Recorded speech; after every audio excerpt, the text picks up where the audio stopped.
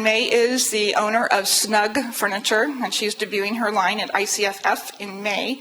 And she is also the writer of a fabulous blog called Frulala. And May has a great story to share. So May, you want to go ahead? Well, Snug Furniture is a startup company. We've been working on it for a year, and we're launching in May. So as a manufacturer, this is rather a different story if compared to other manufacturers who've already been producing and in existence. So let me start with a little story. 5 years ago in the Philippines, I'm from the Philippines, I introduced my girlfriend to this nice gentleman from High Point, of all places.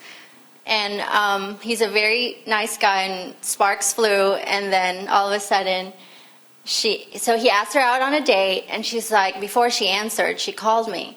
She said, I Googled him. I can't find him anywhere. There's no high school or university listing. Like, should I go out with him? He's ungoogleable. So that was 5 years ago in the Philippines, in a third world country. And I just told her, I said, I think I can vouch, for him. He's like from one of the good families in town, and I think his grandfather has a hall in High Point University. So I said, I don't think he's very random. But I mean, just to show a point that online reputation or presence is just as important as offline. So, which supports Leslie's thing earlier. So I've been on Twitter for about a year, blogging since September 2009, and so many things have happened to me that have been very interesting. I don't want to sound convoluted because a lot of these are connections made through tweeting and just conversing and going with the flow. So I know all of you think, like, I don't have the time to do that, or you must be such a geek, or have no social life to be on it all the time. So apparently, based on the statistics, many of us actually have the time.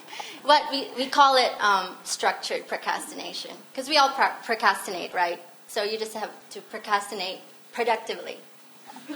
So it's not a waste of time when you have a goal or motive. You follow people that interest you or are valuable to you. So with Twitter, you actually can choose who to follow, and that person you're following can either choose to follow you back or not. So normally with Snug, I follow interior designers, other retailers, other manufacturers who I've become acquainted with, not really friends with. I mean, it's so hard to say friends, and they're online friends, so there's now virtual and real friendships. And then, and I love travel. I have different passions, so I follow other people who love art, travel, and other things. So I make it fun. It's not just all about work. And it's definitely opened the doors. People ask me if I've sold anything so far, if I've made real dollars, since we're just launching in May. So we haven't. But I actually made a list of all the things that have happened to me, and there are a lot. So I've met great connections. Some have become real-life friends and acquaintances. Wanda is one. I've been featured twice on this home and decorating website called decoratingdiva.com. She has a good following. I don't know how many hits she gets, but quite a few. Yeah, a good bit. So that kind of exposure, if I were to pay for that kind of presence, it would probably cost me maybe $1,500, $2,000. So she featured me twice within 1 year. I've met designers who are now on first name or face basis. Wanda is one of them again, and other friends from Charlotte, and even from other states. And for example, Toby Fairley is a very popular interior designer, and she was on the cover of House Beautiful the other month. And just to be able to get your product, not that I've personally told Toby about, hey, buy my furniture, but just for her to know or that you're around, or like Snug Furniture is launching and stuff like that. I did a tabletop event with Wanda, so that garnered a lot of feedback from consumers as well as other designers. So they saw our chairs, and other bloggers have already expressed interest in blogging about us and also have blogged about us. So before lunch, I Googled Snug Furniture. So Google's like my best friend. I Googled Snug Furniture. And I actually found someone who just wrote a blog about us. I don't even know her. So it's just kind of interesting to see that.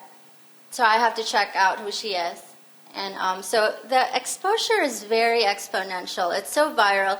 You don't even know who these people are, but you connect with them online, which may sound a little weird. So the tools I use for blogging, there's WordPress and there's Blogger. I use both.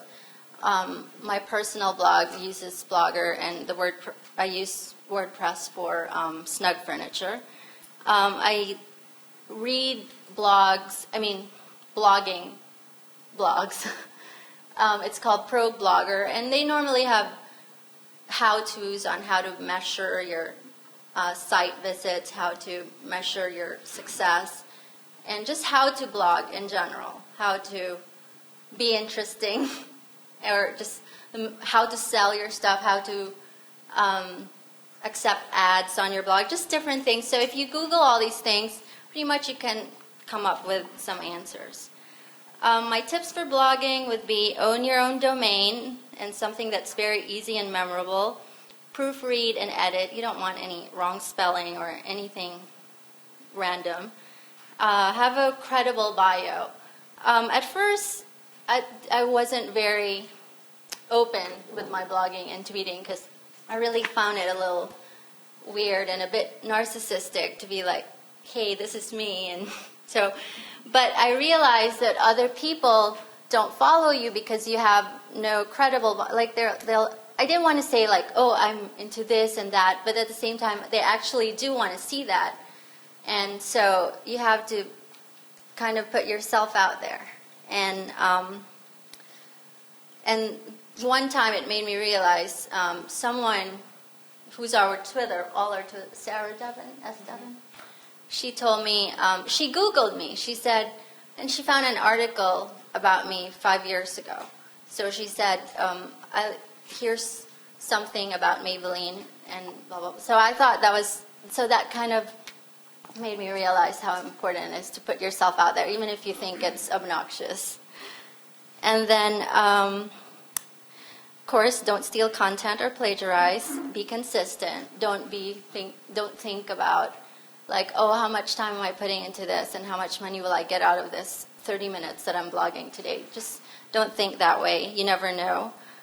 Don't be conditional and don't over-promote.